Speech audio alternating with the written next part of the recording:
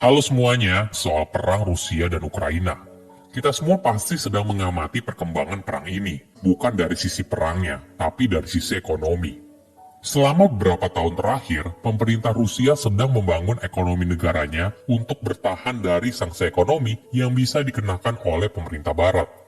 Setidaknya ada 640 miliar dolar cadangan uang yang dimiliki Rusia dalam bentuk surat hutang negara asing, uang tunai, dan emas.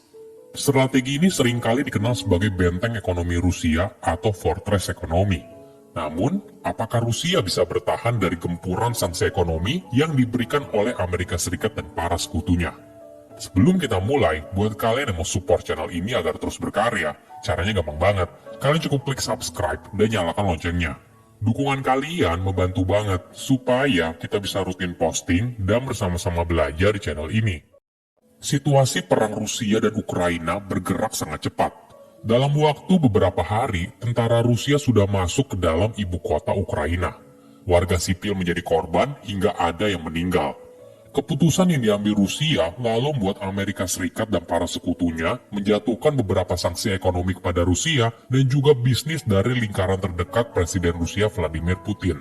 Sanksi ekonomi yang diambil bisa berbagai bentuk, mulai dari sanksi ekonomi kepada bank Rusia, akses ke teknologi terbaru, dan sebagainya. Namun semua hal ini sudah diantisipasi oleh Rusia. Pada tahun 2014, saat Rusia pertama kali menyerang Ukraina, ekonomi Rusia mengalami tekanan berat, dampak dari sanksi ekonomi yang dikenakan oleh Amerika Serikat dan para sekutunya. Hal ini membuat Putin sangat kesal dan berusaha untuk mencegah hal yang sama terulang kembali. Mungkin sebelum kita bicara lebih jauh, kita harus pahami dulu soal sanksi ekonomi. Menariknya, sanksi ekonomi sangat efektif apabila sanksi itu hanya gertakan semata.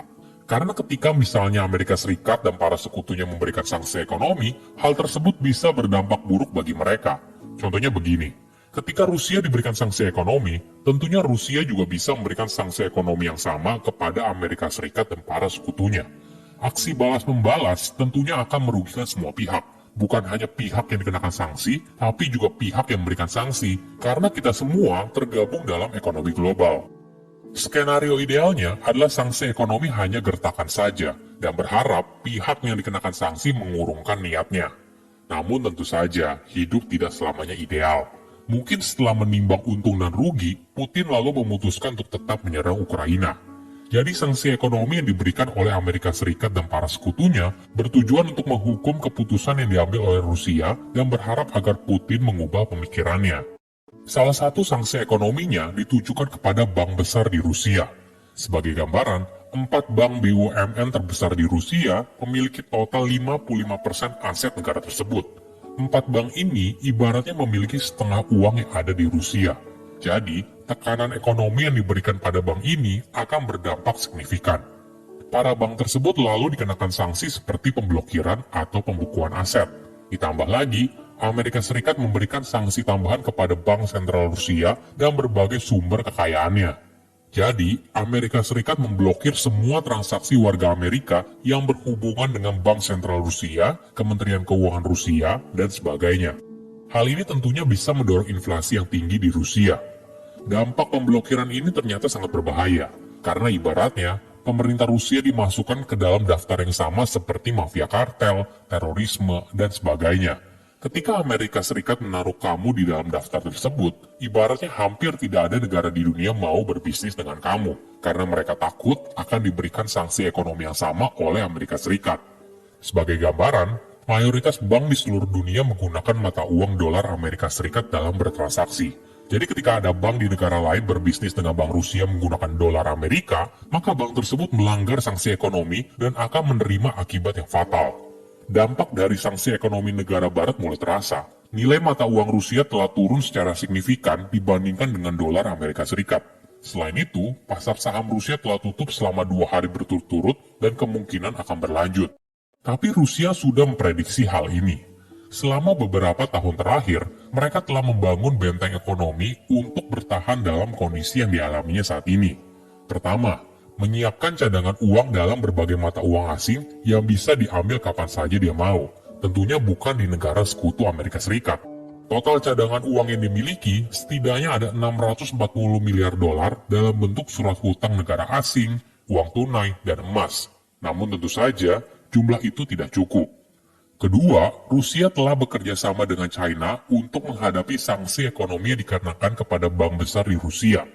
Saat beberapa bank besar Rusia diputus aksesnya ke SWIFT, jaringan pesan yang menghubungkan uang di dunia, maka bank besar Rusia itu ibaratnya dikucilkan dari perdagangan global.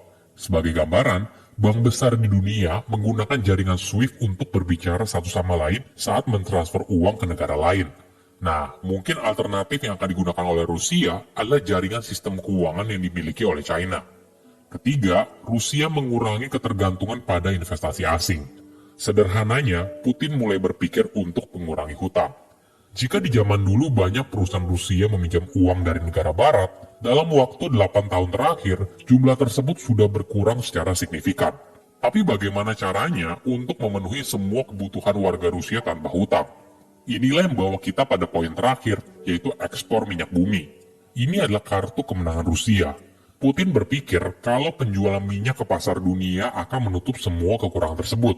Sebagai gambaran, Rusia mampu menghasilkan 4 juta barel minyak sehari. Bayangkan jika harga minyak seperti sekarang yang sedang membumbung tinggi, tentu saja Rusia akan mendapatkan banyak uang setiap harinya. Sebagai gambaran, hampir semua transaksi minyak dunia menggunakan mata uang dolar Amerika Serikat atau euro. Inilah yang membuat Rusia masih punya akses terhadap mata uang dolar Amerika Serikat. Mungkin saja Amerika Serikat dan para sekutunya bisa memblokir Rusia untuk menjual minyak bumi kepada pasar global. Namun hal ini punya dampak yang signifikan bagi seluruh negara di dunia. Selain minyak, Rusia juga merupakan eksportir gas alam. Sebagai gambaran, Eropa memiliki ketergantungan yang tinggi pada Rusia. 40% gas alam dan 25% minyak bumi mereka berasal dari Rusia. Tidak berhenti sampai di sana, ada komoditas lain yang sangat krusial bagi pasar global.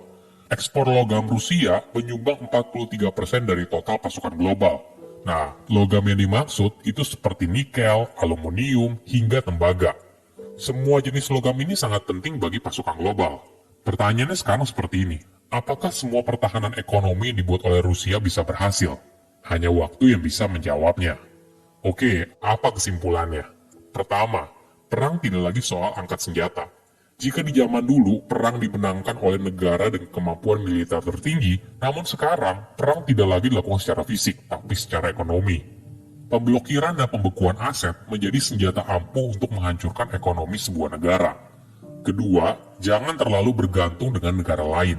Ini memang dilematis. Di satu sisi, kita bagian dari perdagangan dunia. Tapi di sisi lain, sebuah negara harus bisa mandiri dan mengurangi ketergantungannya pada negara asing. Bayangkan apabila nasib sebuah negara ditentukan oleh negara lain. Tentunya akan sangat sulit bagi negara tersebut untuk bertumbuh, kan? Ketiga, sanksi ekonomi merupakan pedang bermata dua.